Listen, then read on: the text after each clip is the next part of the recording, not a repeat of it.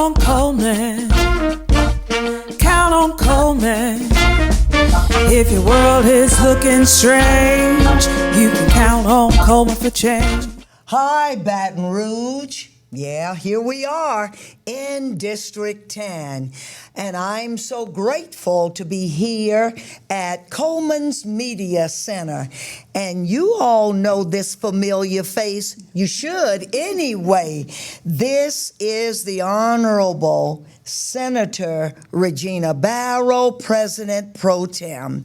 And so she has a lot of information for us. And I say, first of all, welcome. I appreciate you taking time out of your schedule to come here to share with Baton Rouge. And see, that's what this podcast is all about, allowing folk to know what's happening and who's making some things happen. And so, Senator, I yield to you. Yes, indeed. Well, I love this lady right here. Oh, yeah. Thank you so much, Councilwoman Coleman, for inviting me. And what I will say is that people can never get enough information. And I would like to add to that accurate information. The big eight. The big eight. The big eight, yes. That's right. Yes, that's right. Accurate information. And so I am honored to be here. I'm honored to share some of the highlights from this past 2026 legislative session. I'm excited to talk about our upcoming event. And let me just start off saying that this session was quite a roller coaster. It started off a little slow. We really didn't have too many big items like on the agenda, things that was not as controversial. We always have controversial things, but not that much, right? And then all of a sudden we had to deal with the decision, the Calais decision from the Supreme Court. Yes. And that changed everything very quickly. Yes. But I would tell you that we have been able to finish this 90-day session with a $47 billion state budget. Most of that is federal dollars. And of that, a great deal of that is going to higher education to make sure that we are funding K through 12, actually fully funding the MFP, funding a lot of things as it relates to K through 12, and making investments in collegiate or our universities.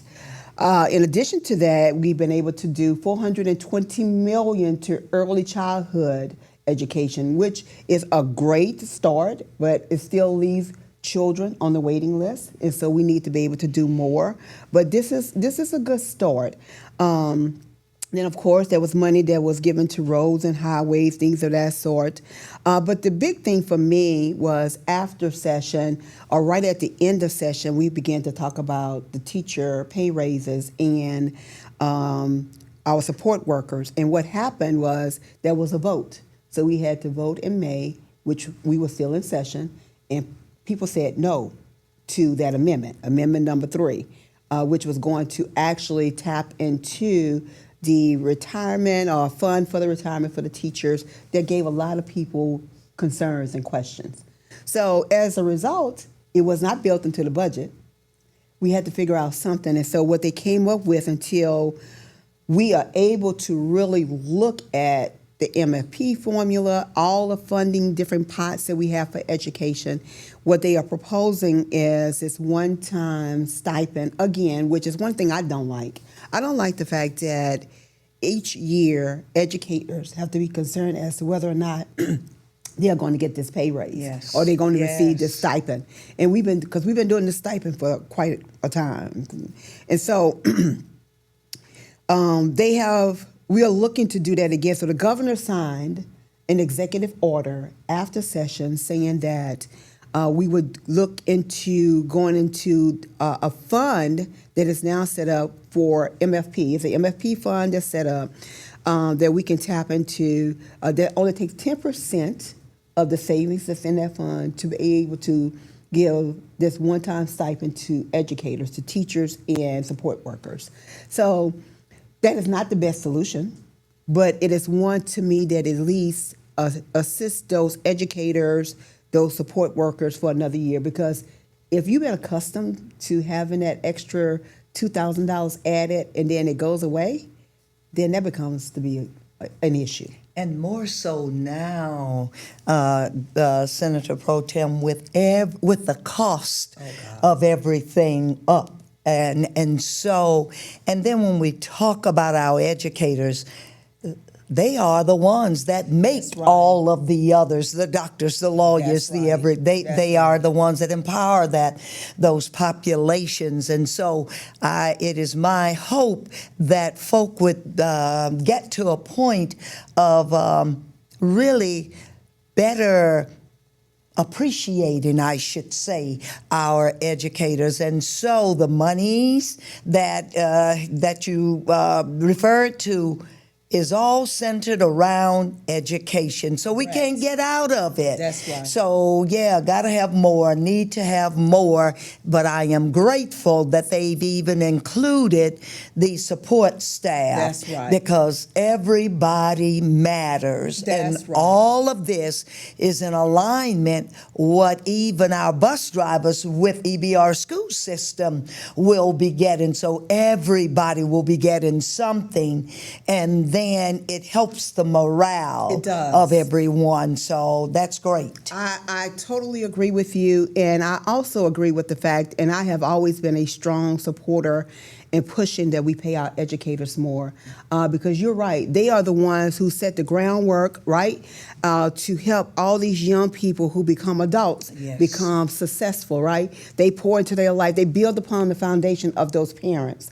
and they oftentimes, they are spending more time with those children sometimes than the parents, because sometimes they have to work 2 and 3 jobs. That's correct. To try to make ends meet. Yes, ma'am. And so we need to do better by them, and we need to put our money where our mouth is. That's We don't right. need to just keep talking what we want to do. We need to make this happen. And so I would be actively a part of the conversations to look at what we can do to ensure that this is not just a one-time stipend, but this is continuous and something that we are able to do. One of the things that kind of gave me a little pause, even with the amendment, that I was a little concerned about was it seemed like I kept wondering if we locked it in at 2,000. Did that mean that it would never go up beyond that? Their raise would never go up beyond 2,000?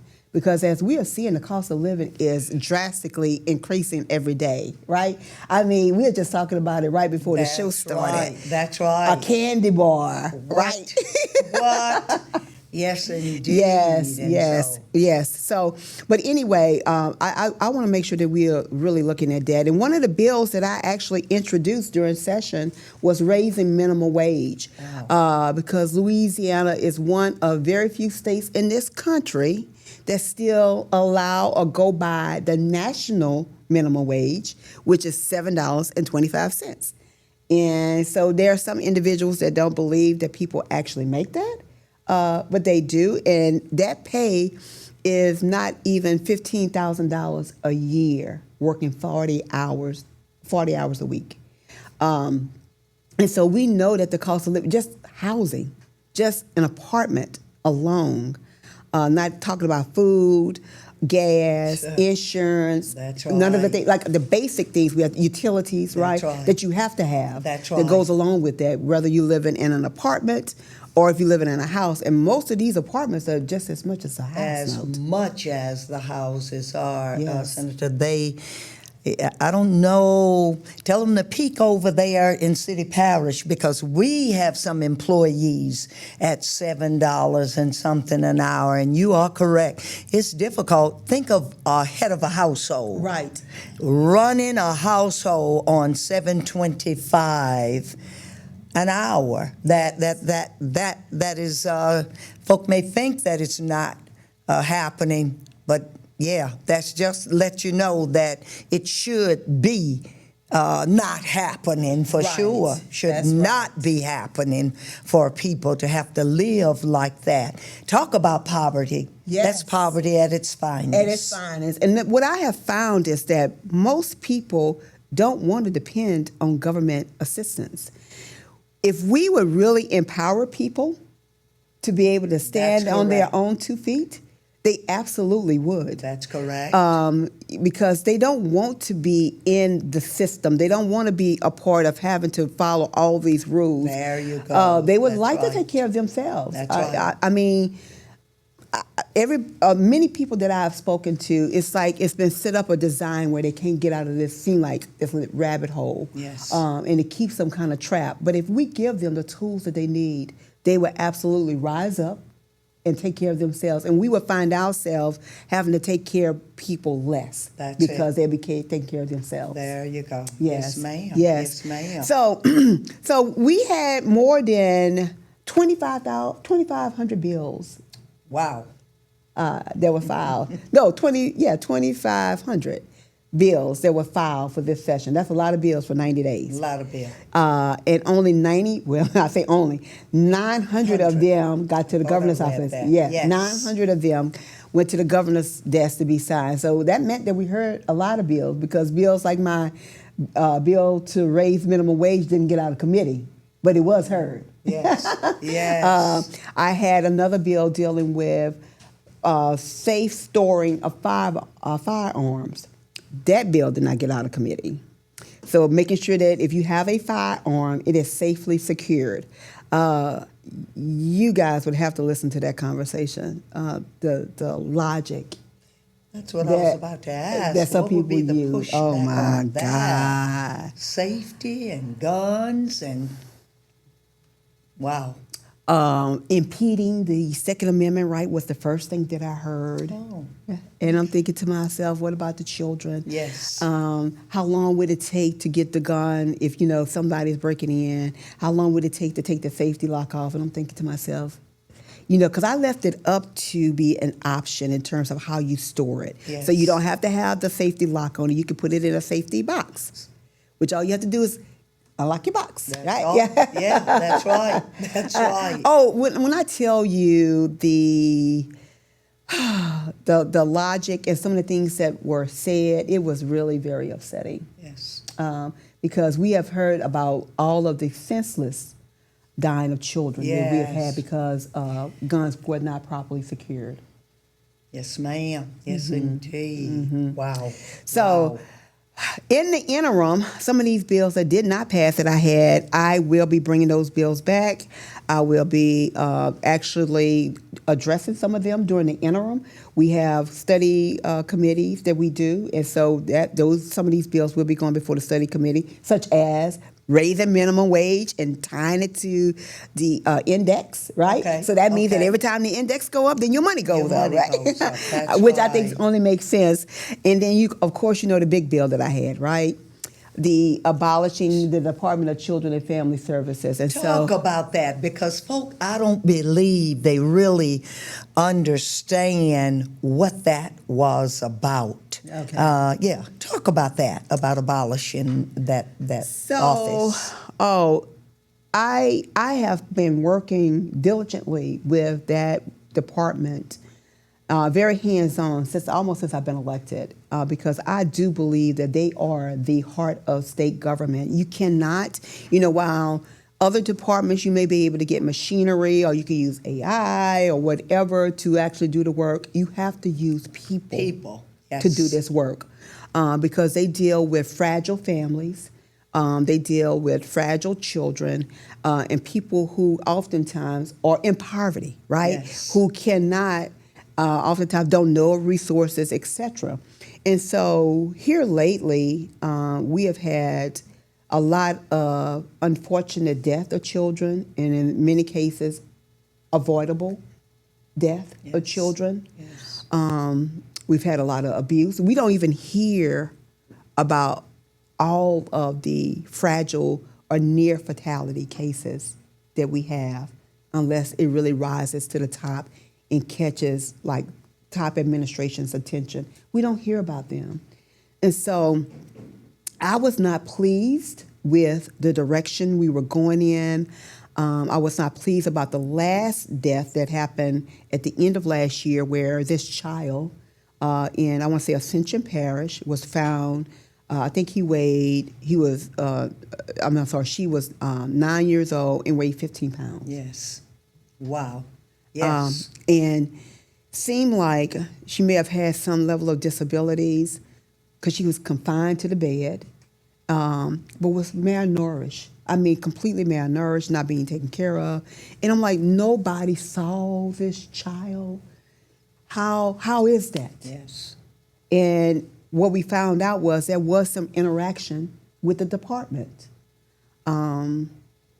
because there were other children and they had other signs, and teachers, educators had reached out and shared this, and there was no investigation. So as a result, we ended up with this baby's death. And so if we eliminate it, then what do we? Tell me about and I mean, if that's what they're doing there and just not being good stewards over these children, something has to happen. And so in absence of that, then what do you recommend that happens? What my recommendation was going to be was to actually kind of break the department up. Okay. So that maybe it would make it more plausible for them to do just investigate. Like one group would do just investigations, another group would do maybe foster care and adoption, because all of those were issues. I mean, every department had deep concerns about how things were being handled. And so I said, maybe it's just too much to be under one umbrella. Yes, okay. And so we had already, so we see what people don't know is that we've already taken away some of the responsibilities of the department. Because SNAP used to be under DCFS and now it's under LDH. Workforce requirement used to be under them and now it's under Louisiana Works. So we've already begun to take away pieces of it because we've been looking at this for years and it was not working the way we needed to work. Now, I'm going to tell you, in looking at across the country, at other departments, many states struggle, but we seemingly were having bigger struggles than most people. At the end of last year, we had 53 fatalities, children fatalities, and more than half of those were avoidable and were cases where the department were made aware of and had not done what they needed to do. This year, we already have 30, and that was as of May 20th.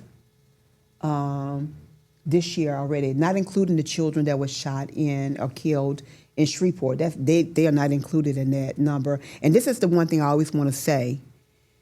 These are not just numbers. These are children. Yes. And oftentimes, most of them are under the age of 5, right? And so they can't speak for themselves. They can't really articulate what is happening to them. And I think it's our responsibility to take care of them. Definitely so. Yeah. Definitely so. Mm-hmm. And so often, if this doesn't touch your family, then it means nothing and it's just moving right on. And so this is most unfortunate. One is too many. That's right. Nevertheless, a number such as what you've just said to us, that's unfortunate for that to take place. So we didn't abolish the department, but we did put in we strengthened it to some degree. It still was not what I wanted because most of the actions that we took was still, to me, at the end of the day, it was reactionary. Yes. Rather than being preventative or intervention. And that because they had a cost associated to it. When I first got my fiscal note, it was $90 million. I was like, are y'all serious? Yes, indeed. And so we know that's a death sentence, yes. right? And so I think a lot of those numbers were inflated. But because the budget had already begun to move and this was not factored in, we had to kind of begin to scale back some of the things. One of the things that we were going to do was going to add law enforcement in every region. So, because oftentimes that's a big problem, well, it seems to be an issue in terms of when calls come in, should it go to law enforcement or should it be something that's referred to the department? Mm-hmm. And we found that sometimes cases were referred to law enforcement. And law enforcement is like, okay, this, either they didn't get enough information or they didn't deem it as being something that they thought was maybe something they needed to investigate. And what happened was nobody investigated them. So We weren't able to do that in every region, but we did get one. Okay. Liaison, and so that person is going to be in the office or be available that when calls come in, that he or she, if the person receiving the call is not sure where the call should go, then she or he could speak to that individual and they can And tell what them. parish, what area is that? If they just a central intake person. Okay, So, yes. all right, And so we're going to okay. get probably a veteran person who's been in law enforcement a long Yes, time, okay. who has a heart for this and who understands the plight and knows pretty much probably all of the law enforcement officers in every parish. Every parish, to make yeah. sure that we have a good communication. That's great. So that's one thing. And then the other thing that I think is, there's two other big things that are huge. So we set up and created the multiple disciplinary team, which consists of the AG's office, other stakeholders who will look at every case when they come in and see what the department could have done different, whether it's a fatality or near fatality, Yes. so that we can avoid that happening again. And then the other huge part was making sure, like the CACs, these are all the partner agencies that work with DCFS, those who, like the nurses, law enforcement, they have a team of them that meet monthly. And so what was happening before, oftentimes when a case would come before them, the case may close before everybody had a chance to review all the information. So now that cannot happen. Everybody has to review the information. It has to all be signed off before that case can be closed or can be say, okay, well, we found no action or we found no fault and we close this case. That can no longer happen. Everybody has to sign off on it. Checks and balances, Yes, and ma'am. that's wonderful Yes. there. So that is a step. It And is. yeah, that's It a is. step, It maybe a is. baby step, but it is a step in the Yes. right direction. Also, the retirement system, the debt Mm-hmm. that was there in our retirement system. I think you all put some money there to We take did. care of that. I know that we put in $144 million payment to lasers to pay down the additional state retirement debt. So that's what we did for that. And then we try to make sure that we are, the way our budget is set up, we have to make sure that we keep a certain amount in our savings, a certain amount for debt retirement, Yes. a certain amount in terms of how what we are able to pay out. And we have to make sure that we have a balanced budget. So we were able to do all of those things. Yes, indeed. Yes, a lot ma'am. of work, a lot of work. And then lastly, before we move from legislative thing, I would talk about the redistricting of the maps. That was huge. Yes. And what I would like to say before I even talk about that was how much I appreciate the citizens of this state who galvanized, who came down, who spoke as one voice, who showed up. We had over 900 individuals who came to the Senate side on a very short notice. Yes. And was able to be there, who turned in over 900 cards. And on the House side, they had over 2,000. Wow. Yeah. Wow. And these were people who were speaking, in favor of keeping the 4-2 map, and not, what we have actually ended up with. But these are individuals who actually either spoke against Senate Bill 121 or supported the amendment that would allow us to have or continue to have the choice of representation where we can choose to have two individuals of minority status to represent our community. But as you know, the map was redrawn 5-1, where the leadership is slighted towards New Orleans in terms of who that minority leader would be. Yes. And I have to tell you, not any no slack to him. I just believe that Baton Rouge should have had its own representation.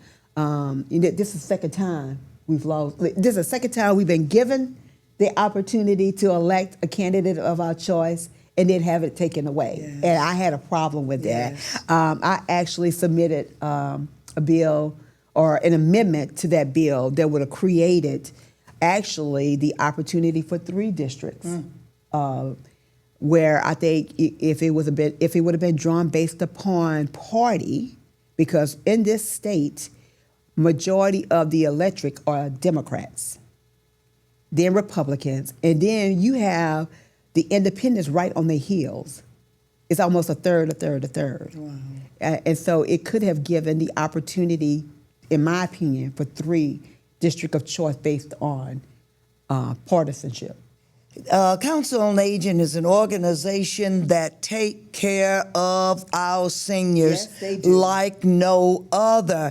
And they don't pick and choose No, they don't. who they are going to take care of. If you are a senior and you are a part of Council on Aging, Tasha Clark Omar, she takes care of our seniors. I have seniors here at the Leo S. Butler Center, and there are seniors throughout all of Baton Rouge, even at other community centers. That's right. And they come every day involved in activities with hot meals, interacting with each other. The best thing, as the old folks say, since sliced bread. So, yes, ma'am, I come up on the heels of what you said, that everybody on the sound of our voice need to be out there voting for the millage for Council on Aging. And you all don't have to worry. This is not an extra cost to you. This is just That's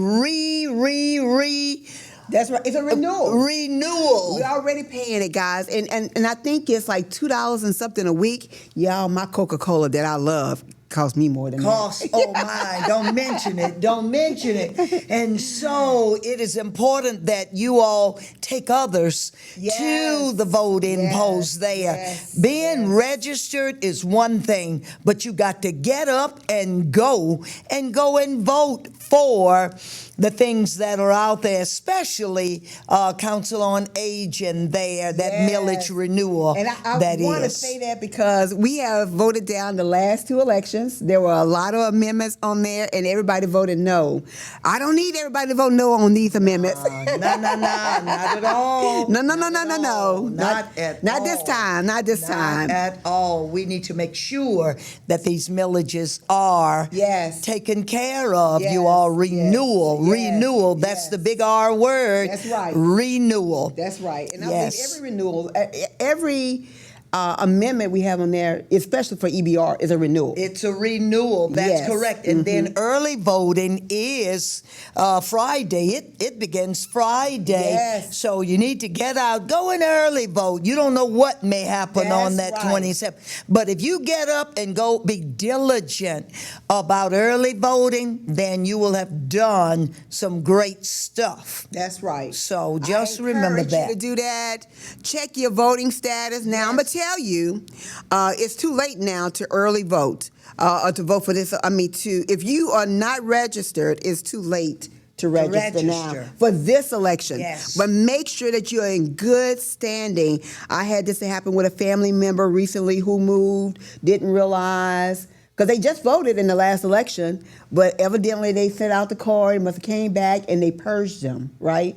And they did not realize that. So you need to check your voting status, and you can do that by going to www.go, that's GEAUX, vote.com. So make sure that you're registered to vote. And if you're not registered now, you can go ahead and get registered. You'll miss this election, but you won't miss any more.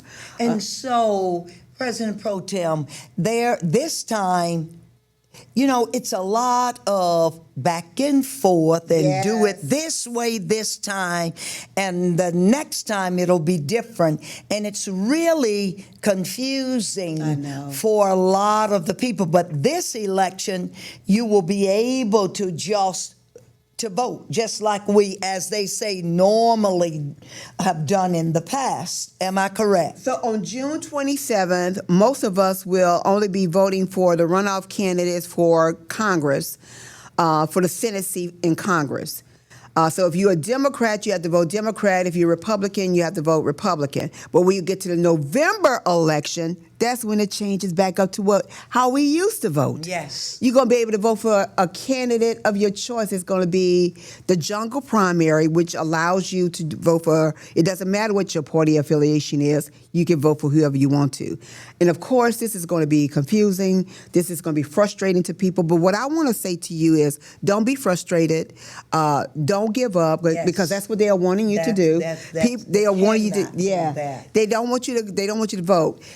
Voting is our greatest power. It is the greatest equalizer. Yes. Because it is the one thing we all have one of. Yes. One man, one vote. That's right. Well, your vote, right. your voice. That's so right. don't get frustrated, but yes, you are right. And then next year it goes back to by party.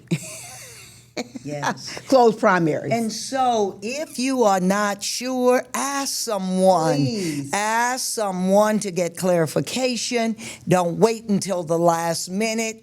It is very important, ladies and gentlemen, that you get up and get out and take some other folk with you to go and vote. When you realize the struggle that has been in place about voting, you wouldn't go to bed at night. You'd stay up all night and be ready to vote when those doors open that morning. So I just ask you to please make sure that you get up, you go and vote, that you all also tell others, come on, let's go and get out here and do the right thing, and that is vote for the item or person of your choice. That's right. You know, you just said something that when I went down to the mic to speak, that hit me really, really hard, because I've had the opportunity to go to the Edmund Pettus Bridge. And, you know, when you see it on TV, it does no justice for when you see the reality of it, right, in terms of the struggle and how our people were beaten, killed, just to try to cross the bridge to make the statement about the importance of our vote. And you know what I would like to do is I would like for you and I to plan a trip for next year to bring some people who would like to go. Because, you know, when you see it and you begin to just in your mind think about what you saw on TV and what happened on that little small stretch, less than a half a mile, right? Wow. That spirit is there, still there. It does something to you. Yes, that spirit. It is a priceless moment, and it will give you a better appreciation for the struggle. So many people lost their lives so that we can have this right. And the least we can do is make sure that we keep that right open for the next generation. That is correct. Talk about a legacy. Yes. Talk about a legacy, people. Yes, indeed. That's definitely one. And so let's talk about Sunday. Yes, indeed. Sunday, Flag Day. And so, President Pro Tem, this is not your first Flag Day activity, parade. Talk to us about the what, when, where, how, and why about the Flag Day parade and all of this that's coming up and who's going to be involved. Yes. So it is not my first day, my first event. We started this 19 years ago, and we started it because it's actually my birthday. Wow. Wow. That is my birthday, and I wanted to do something. So when you think about, if you think about everything we talked about today, these are like my core issues: children, seniors, veterans. Yes. And what really kind of led me to this is when I first came in, I felt like we were not doing enough as a country nor a state to recognize those who had served our country. Oftentimes, I was hearing way too many stories, people who were calling my office about struggles they were having trying to get assistance, who had served as a veteran in this country. And I was like, we were just not doing enough. And so this was a way for me to begin to raise the attention of that by celebrating the flag, which I began to learn a whole lot more about in terms of its relevance, how the flag is a signal in every country, right? So every country has its own flag. But when we are in a war, and the first thing we do is actually the guys who, and I forgot what they're called, that runs up, they have our flag. Yes. That's the first thing they have. And they put it down before the war even began to set the stage to say, America is here. Yes. And when the fight is over, the war is over, we pick our flag up and we bring it back, even if it means that somebody loses their life. So I did not know that initially. I've learned this. Of course, we know that the flag came about in 1776. That's different. 1777. There's been different stories that Betsy Ross is who we heard, Ross, but somebody said somebody else. Yes. Yes. But the stars represent the 50 states, and the stripes represent the 13 colonies. And then I've learned about the fold. So when someone dies, and that's a veteran, there's a special way that they fold the flag, and each fold represents something. And so at Flag Day this year, we're going to do that. And it just happens to be the 250th year anniversary of America. Yes. Wow. Yes. And I'm glad, people talk about, I used to get criticized, let me say it this way, because they was like, who celebrates the flag? Who does that? Yeah. Why would you celebrate the flag? I say this is an opportunity, for us to teach our children about their history. Yes. Talk about the relevance of the flag and all the things that many people don't know, like I did not know, right? I say, but I'm proud to be an American. America is not perfect, but there is no other place I would rather be. I am glad to be an American. I'm glad to be a part of this country, and I want to make sure that we show forth our pride. And so with that being said, Flag Day Parade is coming up. Yes. And that would be Sunday, June 14th. Look, June 14th, Flag Day. Birthday. Flag Day. Yes. And starting at 4:00 p.m. That's where the parade is going to start, and we're going to be at North Boulevard and River Road. So that's where we're going. No, I'm sorry. We're going to be at North 6th Street and North Boulevard. That's where we're going to start. We're going to end at North Boulevard and River Road. So it's a very short stint at 4:00, and then we're going to have our activities, or the festival will start at 5:00, where we have a lot of great bands, including Fat Hat. Wow. Yeah. Wow.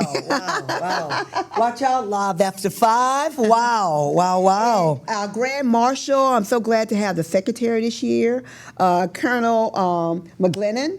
He's going to be our Grand Marshal. The Lieutenant Governor is going to be there. Okay. He couldn't be in the parade, but he's going to be there for the festival. And then we have Major General Carter from Washington, D.C., who happens to be the wife of Congressman Troy Carter. Okay. Wow. Yes. Wow. So it's going to be very informative, a lot of food, a lot of fun, activities for the kids. We have a whole bunch of things for the kids to do. Yes, that's so great. it is going to be a family fun event, no cost, absolutely free. Wow.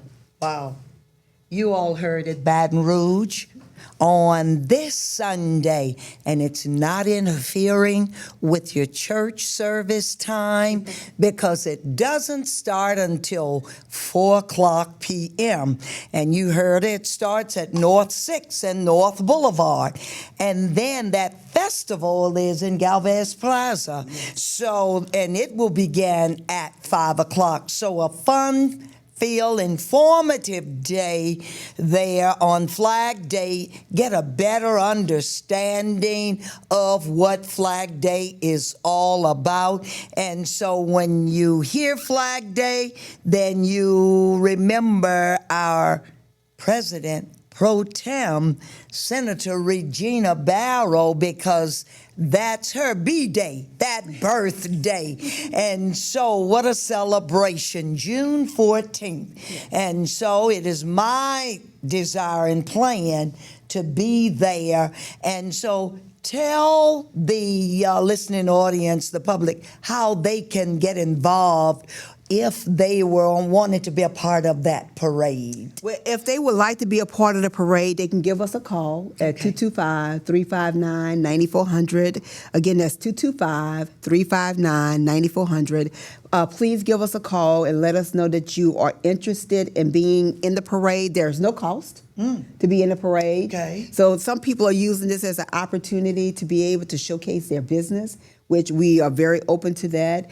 We still may have a few slots open for vendors. Okay. So, we even have someone that's going to be out there that's going to be giving living wills away. So they're going to give you the paperwork and the design to do your own living will at no cost. Wow.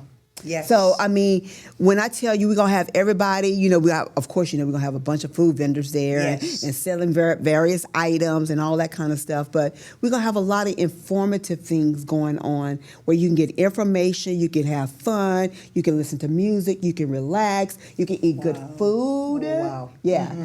Because we have jambalaya that's free of cost that we're going to be providing for everybody, but an environment that is family friendly, that you are gleaning and getting a lot of information while we celebrate those who have served our country and the family members of those who have given the greatest sacrifice. We will be acknowledging them, we will be celebrating them, and we will be letting them know how much we appreciate them. Because you know what?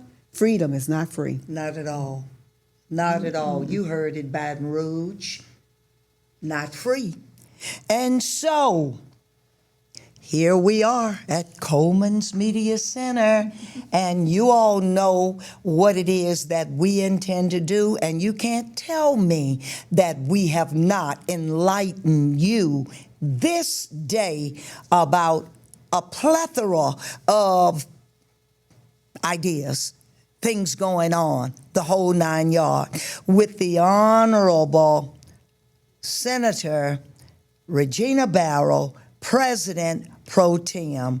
And so I am grateful that you stopped by to give this information out. And that's one thing that I know about you, and that is that which you know, you want to put it out there. Any way you can help, you're going to do that. And so you are appreciated. And I say thank you on behalf of the constituents here in Baton Rouge, and especially in District 10. Yes. Yes. The best district. The best district. Yeah. I had to say that district. because everywhere we go, she says that. And let me tell you, I love you, Councilwoman Coleman. I love the way you represent the people who have elected you. I appreciate how hard you work to serve the people here in our great city and our great parish. And I just want to say thank you for setting up this podcast, for actually providing a venue where people can get accurate, the big A, accurate information and be informed and engaged. Because one of the things I have really learned is that people want to know, but they just need to make sure that their sources are correct. There you go. Thank you. Thank you. And so Baton Rouge, here it is, Coleman's Media Center, and you all know that Coleman cares. Count on Coleman. Count on Coleman.